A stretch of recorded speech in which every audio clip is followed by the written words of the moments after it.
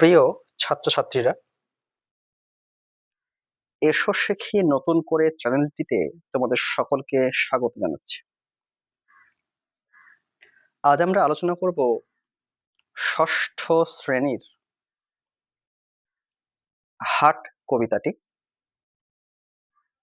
যেমনটা আমরা দেখতে পাচ্ছি, হাট কবিতাটি লিখেছেন কবি যতীন্দ্রনাথ সেনগুপ্ত। কবি যতীন্দ্রনাথ সেনগুপ্ত রবীন্দ্র সমসাময়িক কবি ছিলেন, যদিও তিনি রবীন্দ্রনাথ থেকে বয়সে বেশ ছোট।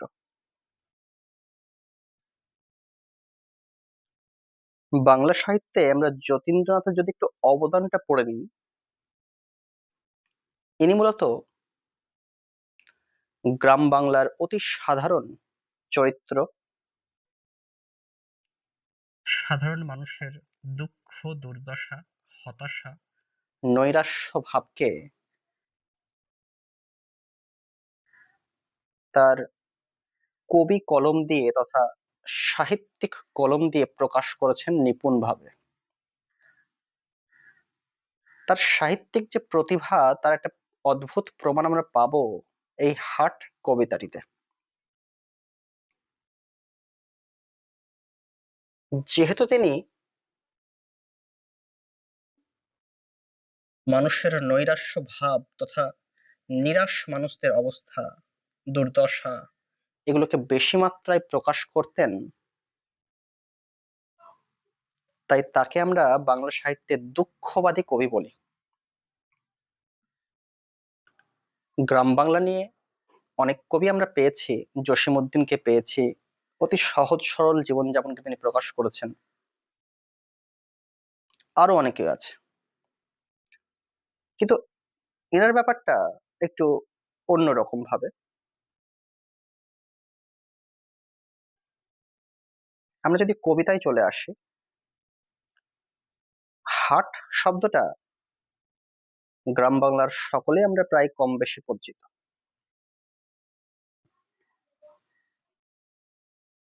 আমরা জানি হাট কথাটির অর্থ হলো সাপ্তাহিক বাজার, যেটা সপ্তাহে বসে, সব সময় নয়। আর এই হাটে যে শুধুমাত্র সবজি বিক্রি হয় তাও কিন্তু নয়, প্রচুর কিছু বিক্রি হয়, প্রচুর মানুষ এখানে আসে। এটা একটা মেলার মতো ব্যাপার।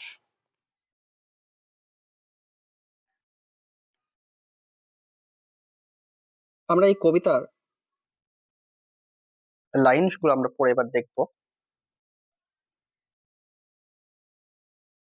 হাট, যতীন্দ্রনাথ সেনগুপ্ত। দূরে দূরে গ্রাম ১০-১২ খানি, মাঝে একখানি হাট। সন্ধ্যায় সেথা জ্বলে না প্রদীপ, প্রভাতে পড়ে না ঝাঁট। কবি বলছেন অনেক দূরে দূরে গ্রাম আছে ১০-১২টা।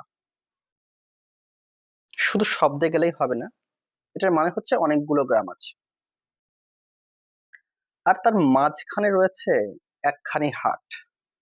এটার মানে হচ্ছে ১০-১২টা গ্রাম কে নির্ভর করতে হয় একটা হাট বা বড় বাজারের উপর, সাপ্তাহিক বাজারের উপর। তাহলে আমরা বুঝতে পারছি সেই বাজারটি কতখানি গুরুত্বপূর্ণ অত মানুষের কাছে। কিন্তু সেই গুরুত্বপূর্ণ স্থানও সন্ধে হলে কতটা অবহেলিত থাকে, তাকেই কবি প্রকাশ করেছেন। বলছেন সন্ধ্যায় সেথা জ্বলে না প্রদীপ, সন্ধ্যাবেলা কেউ প্রদীপ জ্বালায় না, সন্ধ্যা দেয় না, যত্ন করে না। প্রভাতে পড়ে না ঝাঁট, সকালেও, একদম সকালেও সেখানে কেউ ঝাঁট দেয় না, তাকে কেউ যত্ন করে না, অবহেলায় পড়ে থাকে।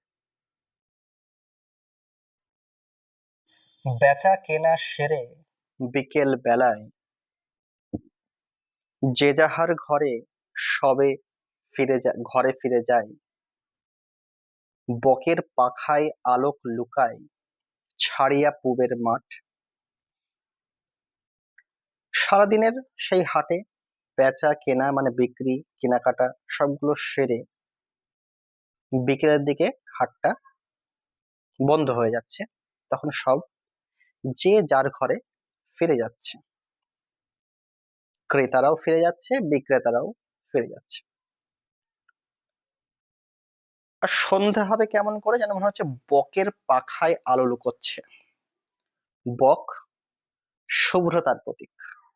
বককে কবি এখানে সাদা যে ভাব, শুভ্রতা, তার দ্বারা প্রকাশ করেছেন।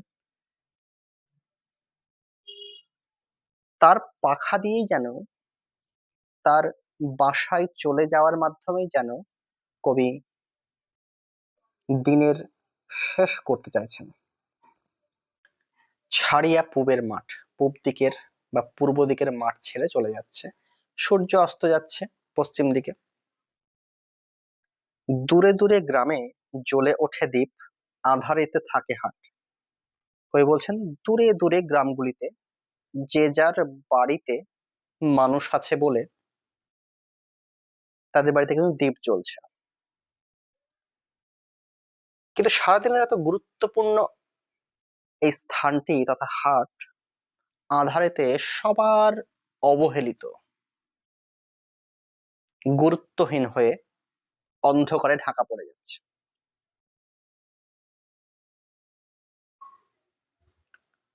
তাহলে কবি সারাদিনের হইচই করা এই ব্যস্ত হাটকে কতটা অবহেলিত, কতটা একা কই পাচ্ছেন সন্ধ্যা থেকে রাত, সারা রাত। কবি শুধুমাত্র যে হাটের মাধ্যমে হাটকে বর্ণনা করেছেন তা নয়, আমাদের জীবনেও এই কথাটা খাটে।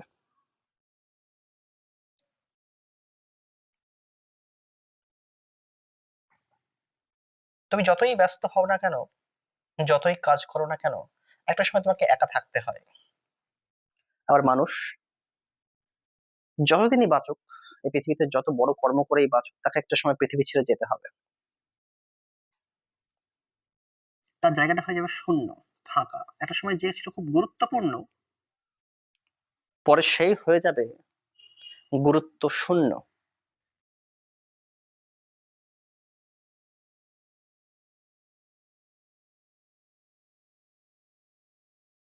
এর পরের পার্টটা আমরা দেখবো, নিশা নামে দূরে শ্রেণীহারা একা, ক্লান্ত কাকের পাখে নদীর বাতাস ছাড়ে প্রশ্বাস, পার্শ্বে পাকুড় শাখে। কবি বলছেন নিশা নামে মানে নিশীথ বা রাত্রি নামছে, রাত্রি হচ্ছে। শ্রেণী হারা মানে দলছুট হয়ে যাওয়া, সেই একাকী ভাবটাকে প্রকাশ করছেন কবি। ক্লান্ত কাকের পাখে মানে ক্লান্ত, সারাদিনের হইচই করা কাক, ব্যস্ত কাক এখন ক্লান্ত, সেই কাকের পাখায় যেন রাত্রি নামছে।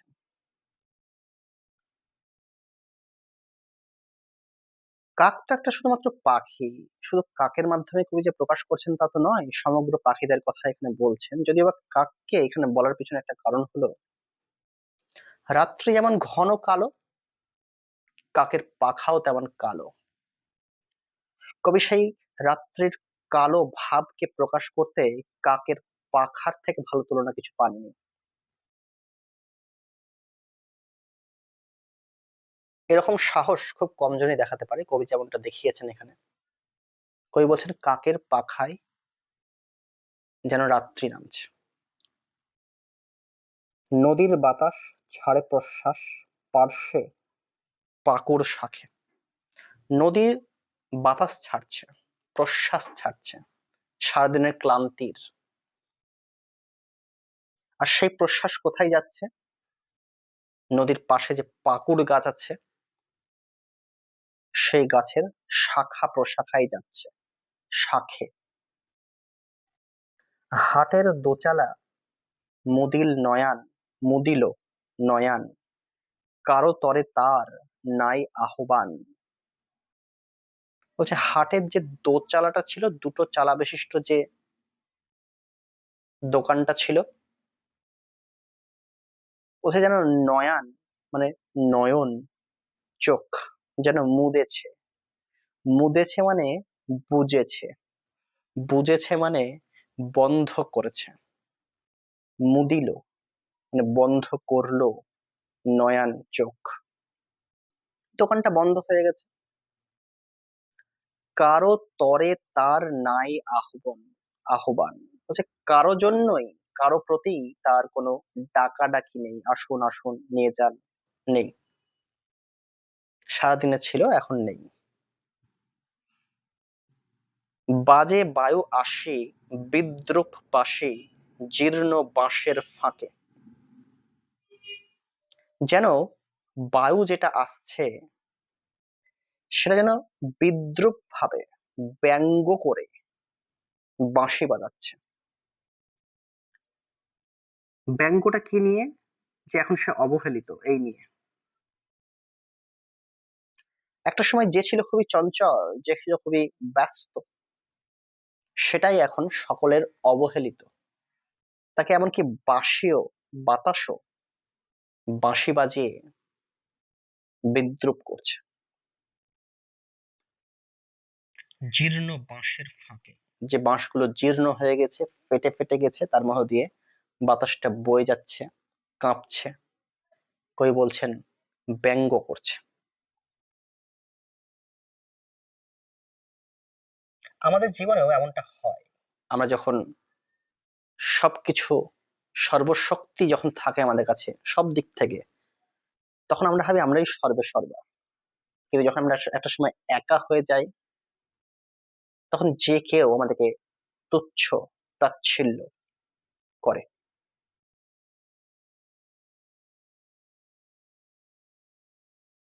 এরপরে হলো নির্জন হাটে রাত্রি নামিল, একক কাকের ডাকে। ডাকে সেই নির্জন, যেখানে কোনো জন নেই, লোক নেই, সেই হাটে রাত্রি নেমেছে একটা কাকের ডাকে। কাকের ডাকে। কাক বাসায় ফিরে যাওয়ার সময় ডাকে সেই কাকের। কাকের সাথে কেন তুলনা করেছেন সেটা আমরা আগেই বলেছি, এক্ষেত্রেও একই কথাই খাটে। দিবসেতে সেথা কত কোলাহল, চেনা অচেনার ভিড়ে, কত না ছিন্ন চরণ চিহ্ন ছড়ানো সেই ঠাঁই ঘিরে। বলছে দিনে সেখানে কত কোলাহল হচ্ছিল, কত চেঁচামেচি হচ্ছিল, চেনা অচেনার ভিড় ছিল। এই মানুষ ওকে চেনে, ওকে চেনে, ও ওকে চেনে না, তবু মিলছে। কত না ছিন্ন চরণ চিহ্ন, কত না এদিক ওদিক পড়ে থাকা পায়ের ছাপ ছড়ানো সেই ঠাঁই ঘিরে, সেখানে ছড়িয়ে আছে, ঠাঁই ঠাঁই হয়ে আছে। মাল চেনাচেনি, দর জানাজানি, কানাকড়ি নিয়ে কত টানাটানি। তখন লোকেদের মধ্যে, ক্রেতাদের মধ্যে কি চলছে? দাম জানাজানি চলছে, কত দাম কত। মাল চেনাচেনি চলছে, মালটা ভালো করে দেখে নিচ্ছে যে ভালো তো, তার খুঁতটাকে দেখে নেওয়া হচ্ছে, তার খুঁত ধরা হচ্ছে। কানাকড়ি নিয়ে খুবই অল্প মুদ্রা দিয়েও হিসাব, টাকা পয়সা হিসাব করছে খুব অল্প। টানাটানি চলছে, নেগোশিয়েট করছে, যে একটু কমাও, এটা কমাও।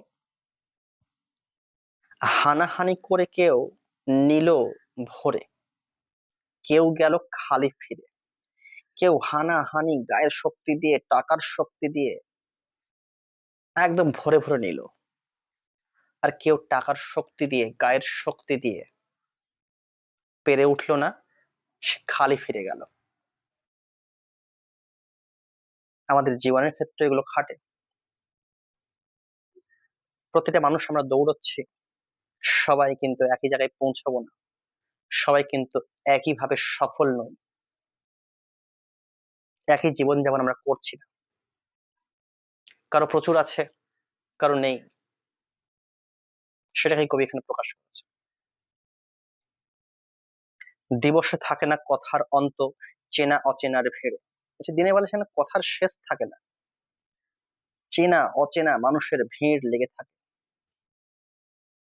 এরপর কত কে আসিল, কত বা আসিছে, কত না আসিবে হেথা, ওপারের লোক নামালে পসরা, ছুটে এপারের ক্রেতা। বলছে কত লোক না আসলো আর কত লোক না আসবে, তার ঠিক ঠিকানা নেই, হিসেব নেই। ওপারের লোক নামালে পসরা, বলছে ওপার থেকে যখন নদী পার হয়ে নামাচ্ছে তাদের ব্যাগগুলো, মালপত্রগুলো, জিনিসপত্রগুলো, তখন এপারের লোকগুলো ছুটে যাচ্ছে যে কি জিনিস আছে, কোনটা ভালো হবে সেটা আগে নেব, আগে নেব, আগে নেব চলছে।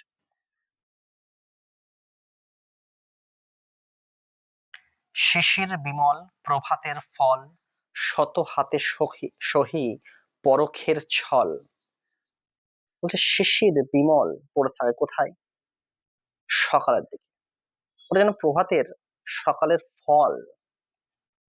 শত হাতে সহি পরখের ছল, শত শত হাত পরখ করে নিচ্ছে, পরখ করছে জিনিসটা ভালো না খারাপ। বিকেল বেলায় বিকায় হেলাই, সহিয়া নীরব ব্যথা। বিকেল বেলায় বিকোচ্ছে হেলা করে, অবহেলা করে, সহিয়া নীরব ব্যথা, নীরব ব্যথা সহ্য করছে।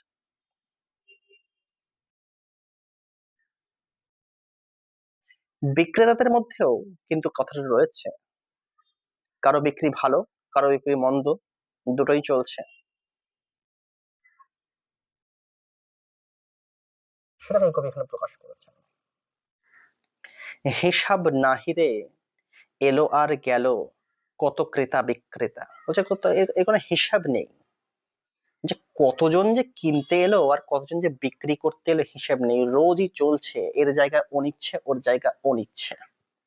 আমাদের মানুষের ক্ষেত্রেও এটাই খাটে।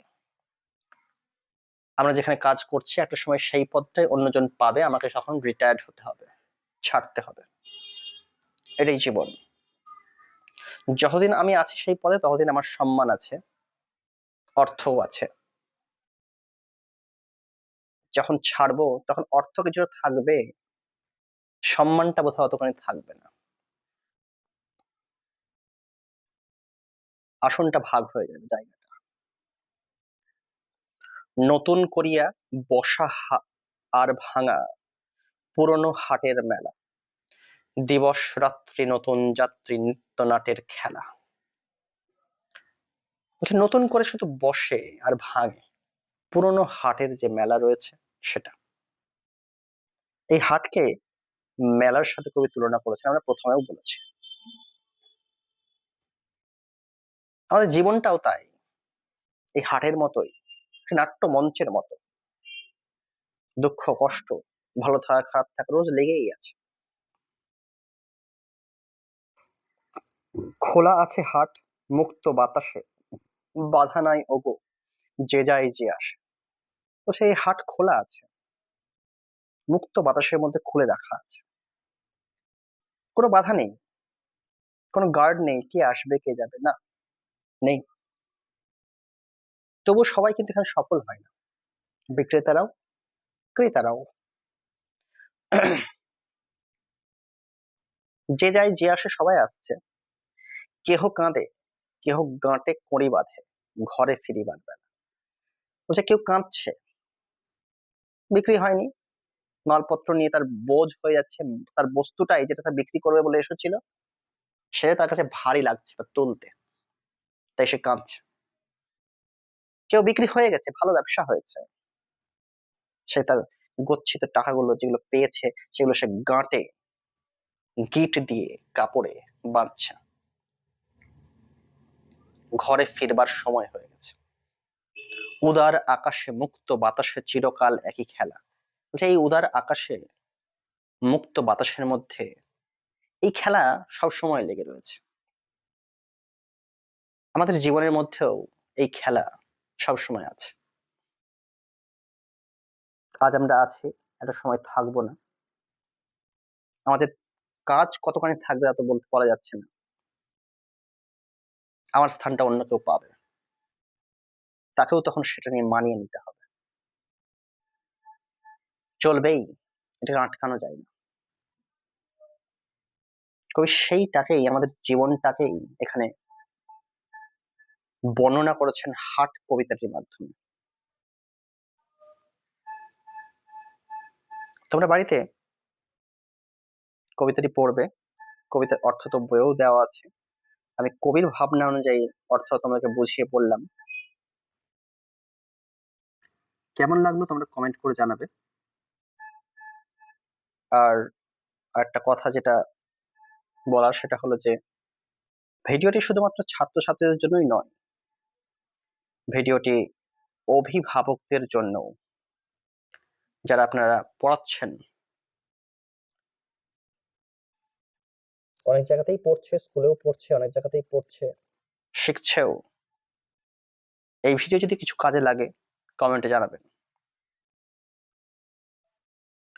ছাত্রছাত্রীরা এই ভিডিওটি তোমরা ইউটিউবে ডাউনলোড করে নিতে পারো, যাতে তোমাদের সময় অনুযায়ী দেখে নিয়ে খাতাতে কিছু অর্থ লিখতে হলে সেটা লিখে নেবে কবির ভাবনা অনুযায়ী,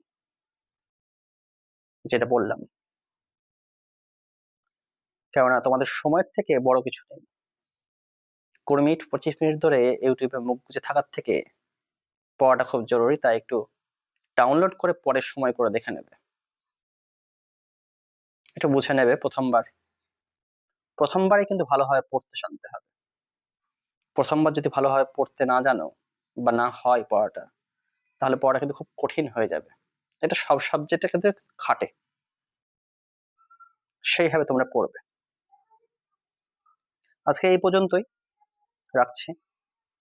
কমেন্টে জানাবে তোমরা কি ধরনের ভিডিও আরো চাও, কোনটা আগে চাও।